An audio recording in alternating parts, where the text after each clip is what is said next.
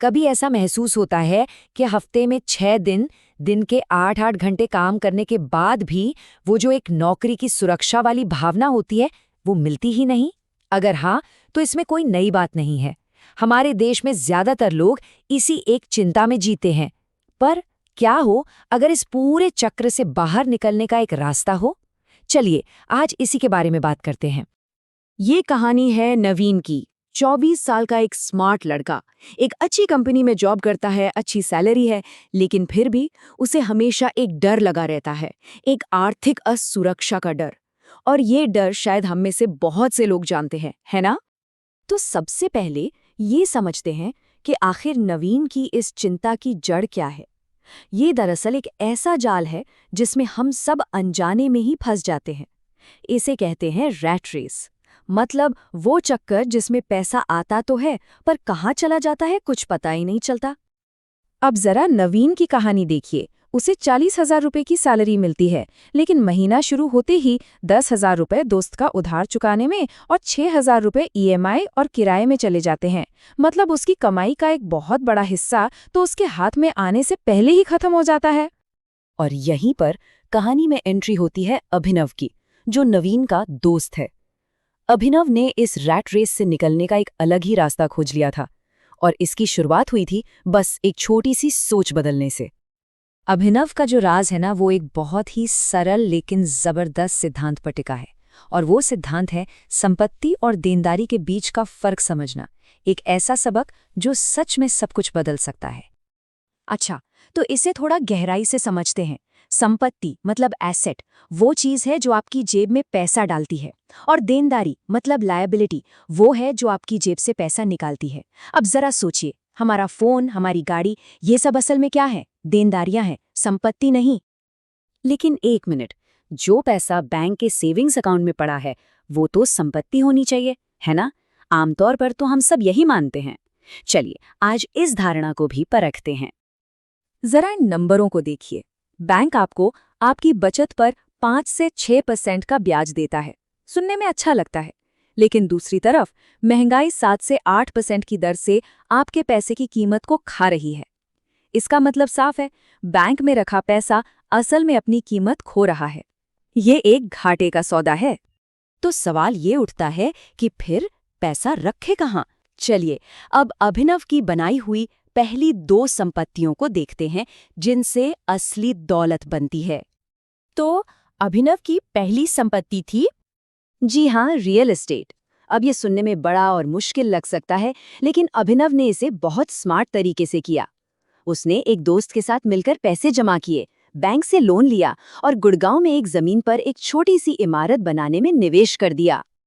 और नतीजा, आज अभिनव को हर महीने किराए से 50,000 रुपए की पैसिव इनकम होती है। मतलब ऐसा पैसा जिसके लिए उसे रोज रोज काम नहीं करना पड़ता। और रुकिए, ये तो सिर्फ एक फायदा है। उसकी संपत्ति की कीमत भी हर साल लगभग 10% बढ़ रही है। मतलब एक ही निवेश से दोहरी कमाई। अब आते हैं अभिनव की दूसरी संपत्ति पर, जो शायद थोड़ी अनोखी लगे। ये संपत्ति है कुछ खास कीमती चीजें, ऐसी चीजें जिनकी कीमत समय के साथ घटती नहीं बल्कि बढ़ती है, जैसे कि लिमिटेड एडिशन घड़ियां या कोई आर्ट का पीस। मिसाल के तौर पर एक लिमिटेड एडिशन वाली रोलेक्स घड़ी, 10 साल पहले इसकी कीमत थी 18 लाख रुपए और आज है 33 लाख रुपए। सोचिए, ये एक ऐसी संपत्ति है जिसे कोई मेंटेनेंस नहीं चाहिए, पर इसकी कीमत लगातार बढ़ रही है। लेकिन रुकिए, कहानी अभी खत्म नहीं हुई है। अभिनव की जो असली ताकतवर संपत्तियां हैं, वो तो अगली 2 हैं। इनके लिए सोच थोड़ी अलग चाहिए थी, पर जो रिटर्न मिला वो भी जबरदस्त था। तो संपत्ति नंबर 3 है दूसरे लोगों के समय का सही इस्तेमाल करना। मतलब एक ऐसा बिजनेस सिस्टम बनाना जिसे चलाने के लिए आपको हर रोज वहां मौजूद रहने की जरूरत ही ना पड़े। अभिनव ने गुरपाल जी के साथ मिलकर बिल्कुल यही किया। अभिनव ने गुरपाल जी के हाथ के लाजवाब खाने के हुनर को पहचाना और सिर्फ 5 लाख के निवेश से दिल्ली में स्वाद पंजाब नाम का एक फूड ट्रक शुरू कर दिया। और जरा ये नंबर देखिए, गुरपाल जी को अच्छी सैलरी देने और सारे खर्चे निकालने के बाद भी अभिनव को हर महीने 80,000 से ज्यादा का प्रॉफिट होता है। और अब अभिनव की चौथी और आखिरी संपत्ति, जो शायद सबसे ज्यादा जरूरी है, क्योंकि इसी ने उसे बाकी सब बनाने की ताकत दी। वो है बुद्धि, यानी ज्ञान और समझ, क्योंकि सबसे शक्तिशाली निवेश वो है जो इंसान खुद अपने ऊपर करता है। अभिनव ने हमेशा खुद पर इन्वेस्ट किया। उसने ऑनलाइन कोर्स किए, सेल्स और नेगोशिएशन पर किताबें पढ़ीं और महंगे बिजनेस सेमिनार में भी हिस्सा लिया। इसी ज्ञान की वजह से उसे नौकरी में तरक्की भी मिली और नए बिजनेस के आइडिया भी आए। ये वो निवेश है जिसका रिटर्न कभी खत्म नहीं होता। तो अभिनव की इस पूरी कहानी से हमें क्या पता चलता है? यही कि असली दौलत की नींव सिर्फ पैसा नहीं, बल्कि हमारी सोच और हमारा ज्ञान है। अभिनव की ये बात हमेशा याद रखने लायक है। असली समझदारी पैसों को अपने लिए काम पर लगाने में है, न कि किसी बैंक या संस्थान के लिए। तो एक पल रुक कर सोचिए, इन सब में किसी भी इंसान की सबसे शक्तिशाली संपत्ति क्या हो सकती है? जवाब बहुत सीधा है और ये अभिनव की चौथी संपत्ति से ही जुड़ा है। किसी की भी सबसे बड़ी संपत्ति वो इंसान खुद होता है, उसका ज्ञान, उसका हुनर और उसकी सेहत।